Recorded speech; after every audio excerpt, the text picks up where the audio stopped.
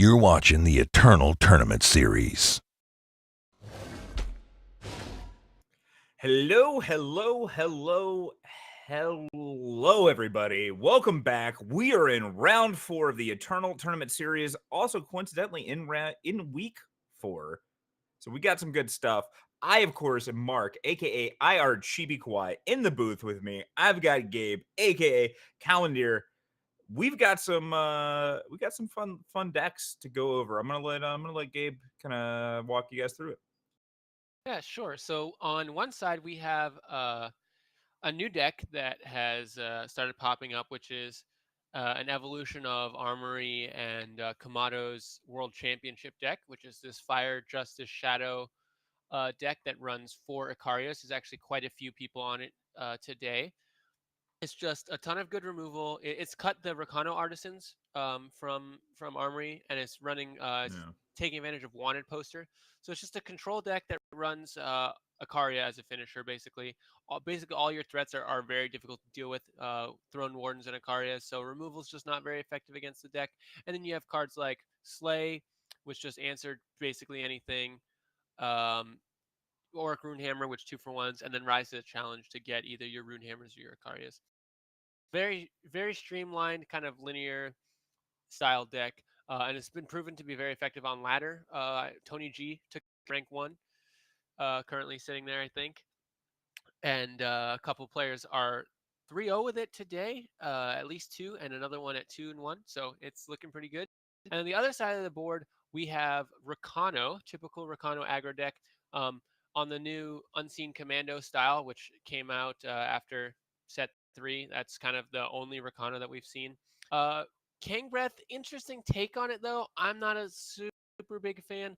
He only has 3 Unseen Commandos, but the title of his deck is The Answer Is I Only Have 3, so I'm going to assume that they only have 3 Unseen Commandos. Okay. All right. At least they let us know. That's really yeah, nice. at least they let us know.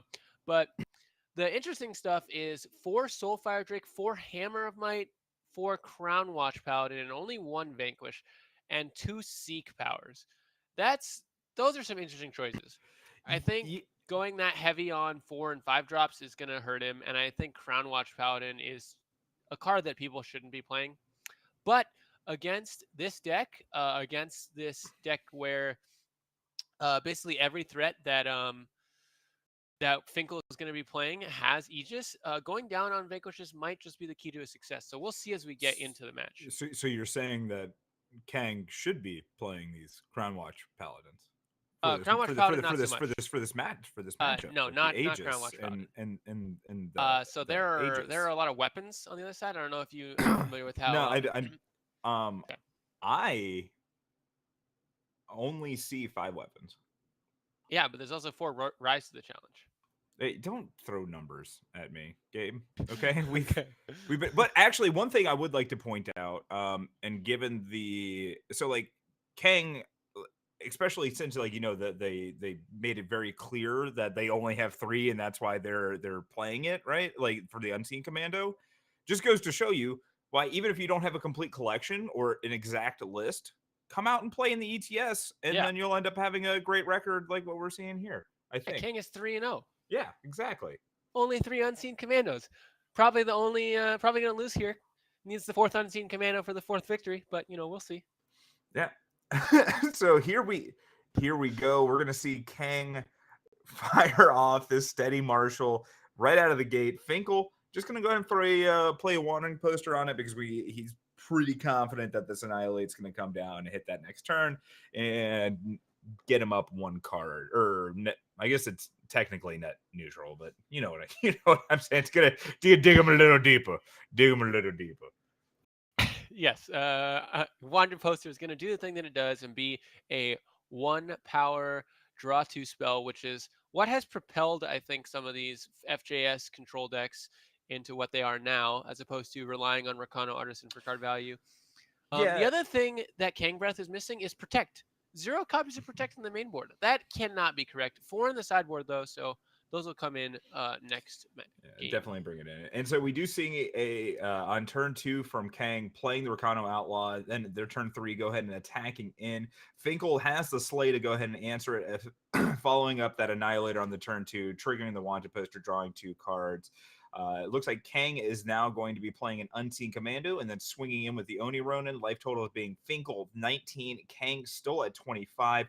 Finkel, though, drawing Arise the challenge for the turn, going to be able to play that this turn if they want to, or set up for one of their, for turn 5 Harsh Rule, while still having 2 more Harsh Rules in hand. We see that they are going to take that line. We see a crest, and I believe that Slay was left on top. I think, right? Or was it on the bottom? It looked like the middle of the deck. I'm not gonna lie. I don't actually know what the animation looks like. I'm used to selecting it and not having to worry about the animation. If that was me, I probably would have put it on the bottom.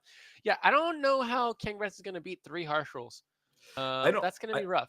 Yeah, I don't think he does, but we're gonna try this and we're gonna see what happens. I mean, there's another Unseen Commando. Gonna get in a good chunk of damage here, right? Getting in 6, going down to 13 for Finkel. But now he has just a Valkyrie Enforcer and a Torch. And I mean, I'm not great at math, but I think Finkel's at.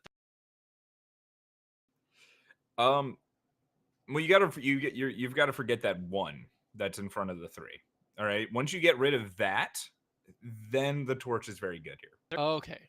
Yeah. It's a simple mistake to make, I know, but you just gotta just keep your eye out for these things. Finkel just drawing a Seat of Chaos off the top. Curious to see if they're going to Throne Warden or Rise to the Challenge here for potentially for weapon. Neither one of those. We're going to see a 1-for-1 Harsh Rule with the Valkyrie Enforcer. I'm actually completely fine with that because Kang only has the 1 card in hand. So Crown Watch Paladin, not so. Never mind. So pretty bad here. Crown Watch Paladin, not so good here. The other thing I was going to mention is that Kangbreath in this position has a slightly better chance than a typical Mono deck might, because he's got the full 4 Soulfire Drakes. Yeah, and this is actually a really cool play from Finkel because now Kangbreath doesn't want to attack into this Throne Warden, and then now he's going to have his Auric Runehammer live. But I think it might be a little too cute. Not in this scenario because Kangbreath didn't draw anything, but had Kangbreath drawn something like a Hammer of Might, it would have really messed up Finkel's plan. Yeah, would not have been ideal. I think you definitely, because I mean, like, if you just play the Runehammer, beat in with the Runehammer, clear out the Crown Watch Paladin, you're then blanking any sorts of weapons that Kang could or would draw there, as well as you're still left with the 4-1. So yes, you gotta still. Yeah, but you've got to. I mean, so Finkel knows that there's more than likely a Torch in Kang's hand thanks to the pauses, but actually I know, but it could also be a Finest Hour because there has been a creature on the board. I don't know. I think there was 1 turn right where there wasn't. So then they know it's a Torch. I'm not sure, but either way, it worked out in Finkel's favor, and now he's just got this Ikaria coming down, and I don't think Kangbreath can come back from this because Soulfire Drake is good, but Ikaria is definitely the more powerful late game finisher. Yeah, and that's exactly what we see. We see the 7/5 Ikaria coming down, going to drop Kang down to 22. Warcry of 5 being put on top of Finkel's deck. Finkel still sitting at 13 life, 3 armor. It's got to be feeling pretty good. Kang only has the Steady Marshal in play with the Torch and 2 Fire Sigils in hand. It's not looking good for Kang. Yeah, no. I think there's also a matchup that Finkel generally wants to be in. Sure, Aegis is good against this. Okay, that's a large Ikaria. That is a Venti Ikaria. It's a Venti? There's not even close to 20. There's nothing to 20 on this. Okay, listen. There are 20 ounces in this is at best a grande. At best a grande. At best a grande. It's like a slightly overpoured grande. That's all that's happening here. Can we call it a no? No. Over. It is. It turns out when you're this swinging... joke is over, just like Kang's life total. So yes, when you have a 17-15 Ikaria and a 7/5 Ikaria both swinging, the game ends. So I mean, like this is pretty much like how I would guess most people would chalk this this matchup up. One deck being full of removal, the other deck relying on creatures to win, and those creatures, all of which die to the removal of the other deck. Seems like Finkel has that leg up here. Yeah, I do think that if you were going to give the FJS removal pile, as it is affectionately, a run first money, you want something with a lot of Aegis units or threats, or something like Reanimator that doesn't really care that much about removal. So I think Rakano is on the right track, and I think Soulfire Drake is also a very good card in that matchup. But I just think Soulfire Drake and Hammer of Might are two cards that are kind of pulling the deck in a little bit different directions, and I think not having protects is just was a really big thing there. But bringing in the protects now, I think might do enough to put it a little more into Rakano's favor. Typically, though, Rakano's worst matchup, if we're talking about the old days, Rakano versus Armory was exceedingly favored for Armory because Rakano's ability to win was predicated on Aegis and like blanking Feln's removal. But Sword of Ikaria and Auric Runehammer just didn't care about that, and Rakano would frequently get 2-for-1. Yeah, so this is just kind of a losing matchup from every aspect here. And it only gets worse post board because we see the Sword of Ikaria and a Daisho able to come in, and honestly, the Statuary Maiden seemed fine too. Statuary Maiden's fine, but it's a great better. I don't think it's better than anything else. I think all your other cards are all better. The card that I actually think is neat is Copperhall Bailiff, just because it removes every Aegis. Yes. But we don't. There's not actually that much Aegis. It's just Crown Watch Paladin, so I don't think it's worth it. If there was also Silverwing Familiar, the older Rakano pants lists, then I could make an argument. Yeah, because like I think I'm taking out Privilege and Rank, but that's about it, right? Like, what else are you cutting from Finkel? Can the deck afford to take out Privilege of Rank? I think it's fine, right? Like it's a 2 of, so clearly you're doing it just to get to like that 7 power, but realistically the game is over by turn 3 or 4 anyway. I mean, would you take out 2 if there was favors? Would you take out 2 favors? Right? I mean, I think I don't know. I just in my experience playing this deck, it seems much more like it's cute to be there with Quarry, or if the game is going long, to like against a control deck to actually be able to get. I've definitely cast some Privilege of Rank. Really? But but would you have rather that have been in an aggressive matchup, and when you're looking at your opener? Fair. Do you want a Privilege of Rank, or do you want a Sword of Ikaria or a Copperhall Bailiff in your hand? That's fair. That's fair. Like, I don't want Privilege of Rank in this matchup because like it just seems like it's going to be a dead card, because if I'm living long enough to play that card to get to the Ikaria, I've probably already won the game. Yeah, you're probably not casting it. The only time you're casting it where you're glad to have it is if you were casting it on turn 3 so you can harsh roll on turn 5. But outside of that, you're casting it after you already have enough power. Yeah. So I think I definitely do agree that Bailiff, the Sword of Ikaria, but like I don't think I'm cutting anything else from this deck. Like maybe you could trim on a Rise. I think I might take out I might either go for the ultimate Bamboozle and take the Throne Wardens out and bring in all the Tavrods and be like, they won't bring in Vanquishes. Or I would just cut the Tavrod and bring in the 4th Throne Warden to just, have another gain 4 life card.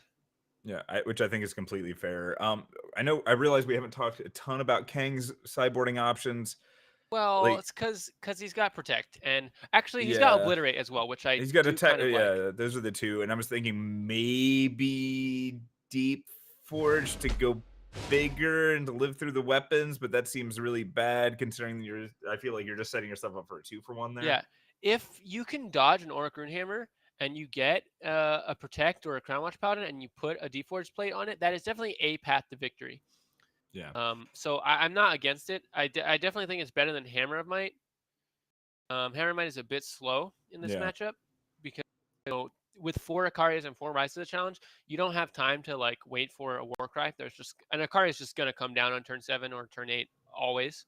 Yeah. So you just don't have that that luxury. So I think Deforged Plate speeding it up a little bit. I think bringing in all 4 protects over Finest Hour. Or Finest Hour is actually okay versus weapons, but it's still not great. I think bringing in all 4 protects, bring in Deforged Plates over Hammer of Might, and then bringing in Obliterate over perhaps the other 2 Hammer of Mights, and maybe Torches if they're not that good. Yeah. Yeah, I think maybe all the Torches could come out, and I'd rather have Finest Hour because they both weapons in a way, but one actually saves your unit from a torch or something. I could be crazy though. Torch is still a very good card. Yeah, I was about to versus say sort of because you can Icaria. just torch them while they're attacking with the weapon. Yeah, but Finest Hour has more applications. Yeah, against like Runehammer as well. All right, but it looks like we are underway here. Looking at Finkel's hand, apparently did think that the privilege of ranks were important here. Again, can't say one way or another. Kang though plays a power and to an Oni Ronin on the turn 1. Looking at his hand, doesn't look like they're going to be putting too many other things on there.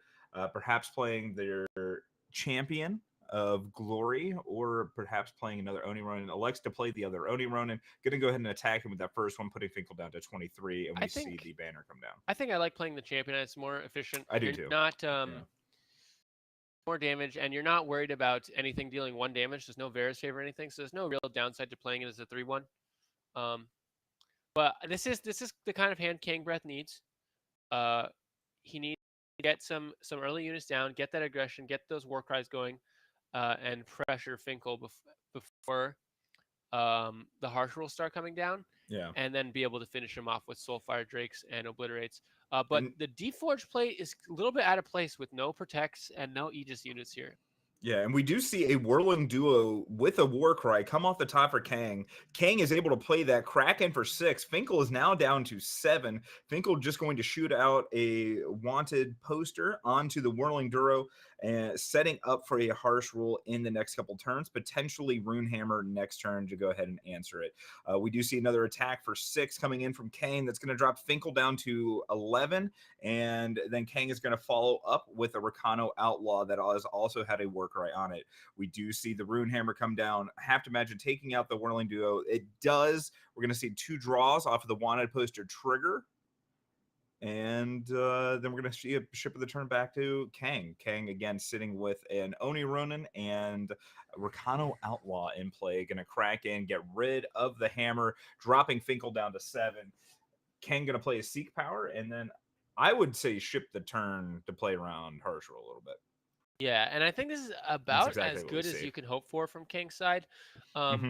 Finkel, had a ton of removal. His whole deck is removal. Had a decent hand with Torch, Wanted Poster, Orc Hammer into Harsh Rule all on time.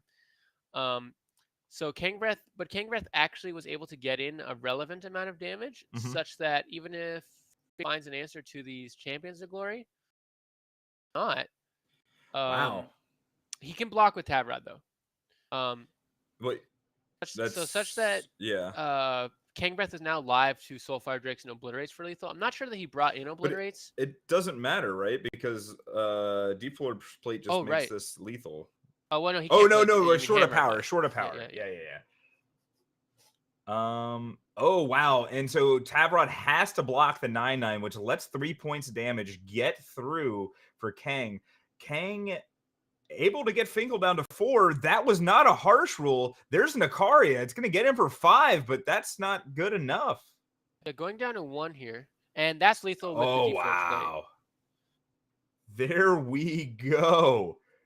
All right. Well, that is what we call a game. Kang, congratulations, tying this match up 1 versus 1. We're going to go to game 3.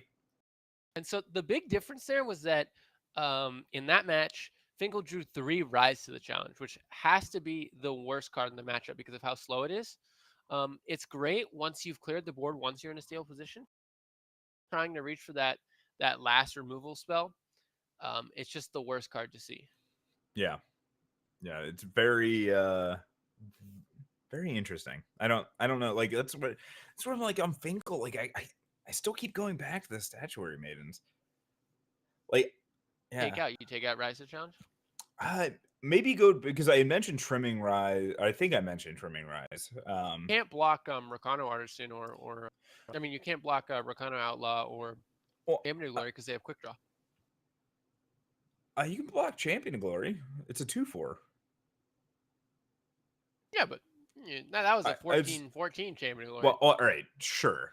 Like after multiple pumps and kind of a series of events it's happen. Rakano. But I like. They're always going to be. They're always going to be a weapon or a finest hour or something. Yeah, I guess like I would have preferred like maybe going down to like 2 Ikaria and trimming 1 Rise.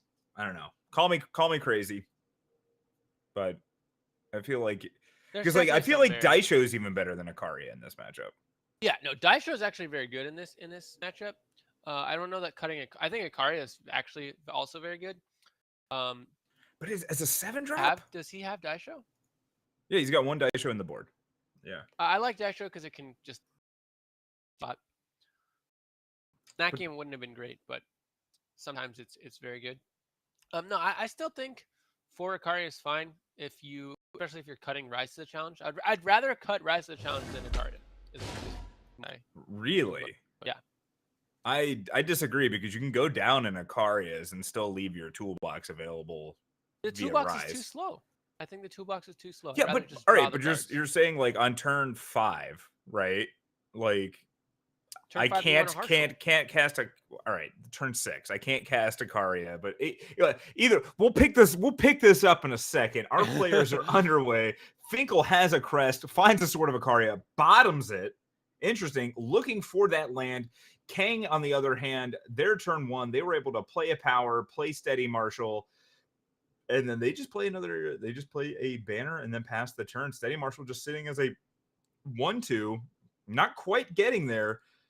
We do see a power drawn for Finkel. It looks like it was a crest with a Justice Sigil being shown, Justice Sigil being put back on top of the deck. Yeah, so this is quite a bit slower start from Kangbreath. He does have Soulfire Drakes to finish stuff off, but he needs to get in more damage early than this. This turn here is going to do a lot of work, obviously, because Whirling Duo is going to activate the ally effect for Steady Marshal. Mm-hmm. And that is a reasonable amount of damage, but I think it's going to be a little bit too slow because compared to like a Stone Scar deck that has not just Soulfire Drake, but also Highwayman, Bandit Queen, Obliterates, Kangbreath really relies on getting some of this early damage, getting some of these war cries in. However, very notable there, so that Whirling Duo off the top was enabled Kang to crack into Finkel for 5, putting Finkel down to 19. Now, the turn prior to that, Finkel had played a wanted poster on the Steady Marshal, but thanks to that Whirling Duo, the Slay that was originally intended for that to trigger that wanted poster, it now had to be directed at the Whirling Duo. Important to note, Finkel does have a Harsh Roll in hand with a 5th power source in order to play it. Meanwhile, Kang is sitting with 8 damage on board. The potential could go to 13 damage. However, this Harsh Roll is going to clean up everything very nicely.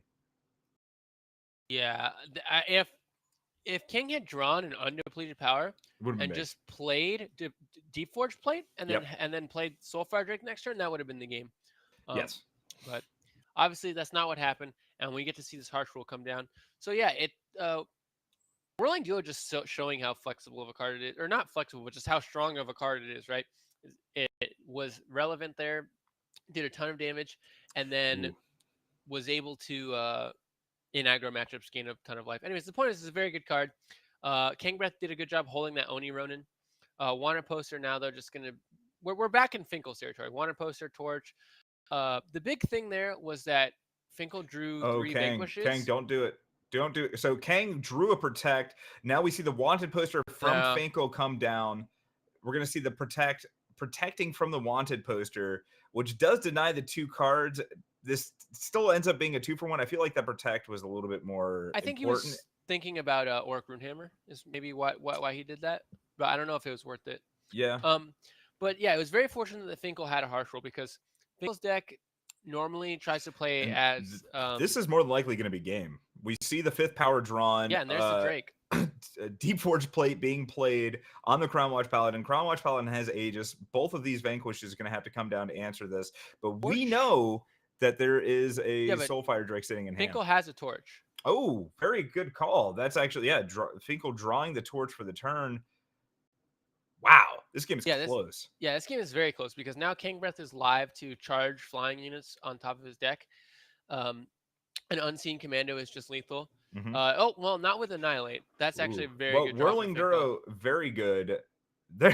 There's the Flying Charge Enforcer. Unfortunately, Annihilate going to be able to take that down right away. We've got ourselves a fun little top deck war. Oh yeah, especially with power being drawn like this. Finkel's deck is predicated on drawing a lot of unconditional or very, very widely useful removal. But Vanquish this game has just been a real struggle to get out of Finkel's hand, and that I think really worked in Kangbreath's favor, not getting any war cries or anything. Yeah. And right now we're just seeing both players passing, drawing power, passing the turn back, drawing power. Finkel finally drawing a sleigh here. Kang has a Hammer of Might in hand. That is no units to play it on. Not charge Champion of Glory. So that's a little unfortunate for Kangbreath, but that's gonna let Finkel use Slays, which I was gonna talk about. Slay, typically a very good card. In this situation, Annihilate is more fast speed to deal with it. Yeah, and it looks like Kang taking a quick look at the at Finkel's Void, trying to figure out what removal has been played, what removal hasn't been played. What he's thinking about is, do I want to play this Hammer of Might to play around Oricrune Hammer? Yes. The only thing that could be really going on right now. And obviously we know that there's 2 Slays, but I think this is still a fair play. I think so too. Because the Hammer of Might is not going to be that relevant, right? Finkel's at 2. So yeah, and you don't need two it for Vanquishes damage, and have you already don't need been the war played. cries. And there's the charge unit with Aegis. Wow. Kang taking it down 2-1 against Finkel.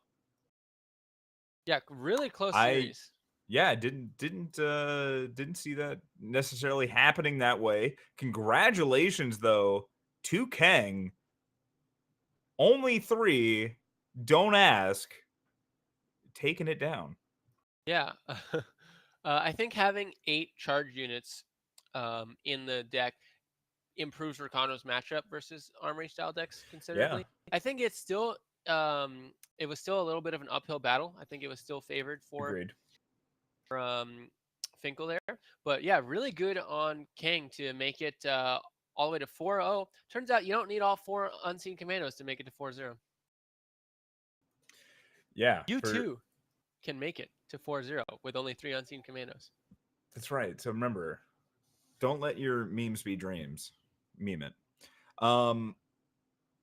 Have you heard of this thing that's happening, that's going to start happening on Tuesdays here, Gabe? You actually might not have heard. Yeah, I actually haven't. I'm now reading about it, but I'd love for you to tell me and the audience about it, Mark. Why don't you? Oh man, that was a good segue. I appreciate that. Yeah, let me tell you about this new exciting piece of content that we have coming to the Eternal community this Tuesday. So starting this Tuesday, our good friends Counterbob, aReNGee himself, and Rakenner are going to do an ETS and Team League recap show on Twitch. Now that's going to start at 8 p.m. Eastern Standard Time. Actually, I don't think we're standard time right now. Are we daylight savings time? Either Eastern time, whatever time it is on the East Coast. If you live anywhere in those states, the original 13 colonies, you guys know what we're talking about. When it's 8 o'clock there on Tuesday, the show's going to be on. It's going to be great. It's going to be a rundown of stats, interesting decks, how the season's shaping up. I'm sure there's going to be some comments about like the amazing casters that talked over the weekend. Yeah, there's no way there's not going to be. But yeah, so it just sounds like it's going to be an awesome, nice competitive breakdown, competitive landscape, kind of portrait areas showing up, getting some Bob Ross's in there. It's a beautiful thing. I'm really excited to tune in. How did we get? Anyway, just be excited, Gabe. Please. Okay, well, I think it's interesting. If you watch the ETS and you think, oh man, I didn't have enough of that, I want to go over stuff. I think it's the perfect opportunity. If you're a dork like me and you love stats and things like that, I'll probably be in the chat correcting everyone and telling everyone on the show that they're wrong. So come and pester them with me, 8 p.m. Eastern on Tuesdays, right here on the aReNGee Eternal, I believe. Yes. Yeah, that is correct.